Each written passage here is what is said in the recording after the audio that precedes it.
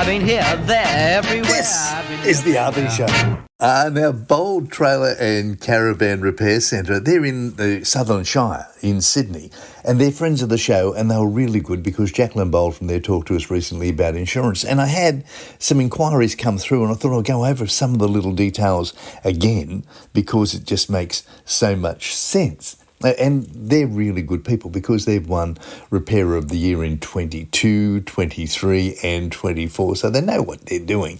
But what Jacqueline says is, if you think insurance is boring, think again, because it can be your golden ticket, if you will, to having a more relaxing trip, a more relaxing adventure. So whether you're towing a caravan, whether you're cruising in your motorhome or you're hitching your boat trailer, it doesn't matter because your policy doesn't have to be, as she says, a snooze fest. You can actually make your insurance policy into some common sense. So buckle up and we'll go through some of the secrets that she's given us. So one of the things is, what's the importance of insurance? Well, your RV deserves, as she says, the VIP treatment. So you've got to work out how to keep your dreams alive and worry-free. The first thing she says is to make sure that you have full value coverage. Now, this is really important because if you underinsure, then you're going to ruin, if you need to make a claim, it's going to ruin everything because you've got to make sure that your RV is insured to its full value so you can keep the fun rolling.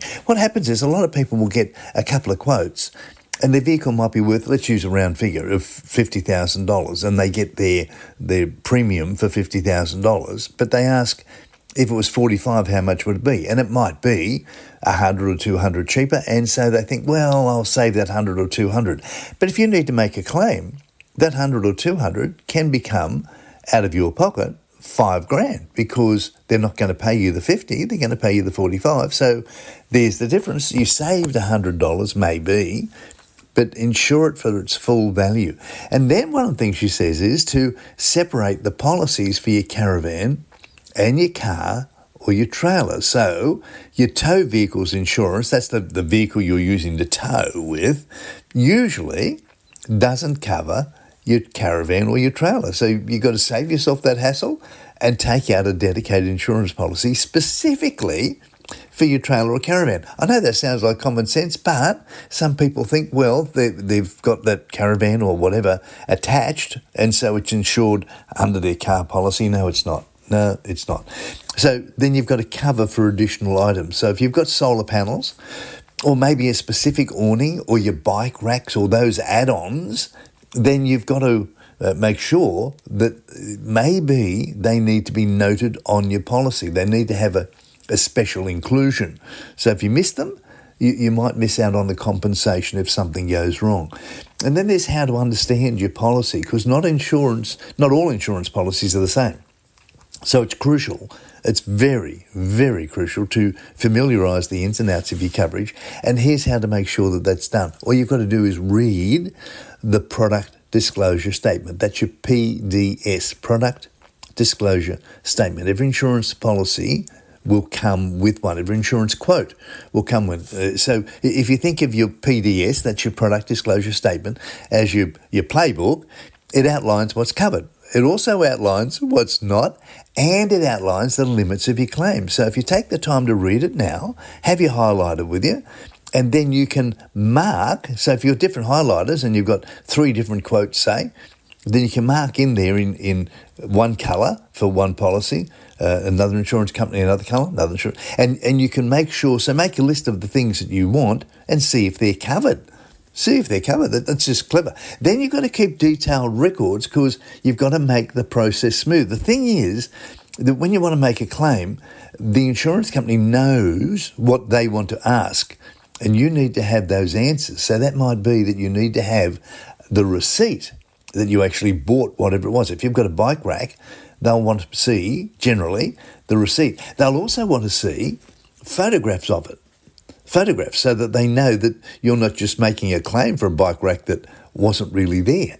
So they want to know, they want to have a photo. This makes it so much easier for you if you've got a photo of, say, the bike rack or the solar panel or that awning or whatever actually on your vehicle. And then take photos of your vehicle, capturing your caravan or your trailer or your whatever it be, from all four sides, showing the number plate, showing the compliance plate, and keep those details secure so that you've got them.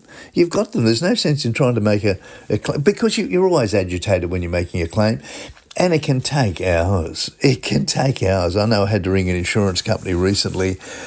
Oh, hours.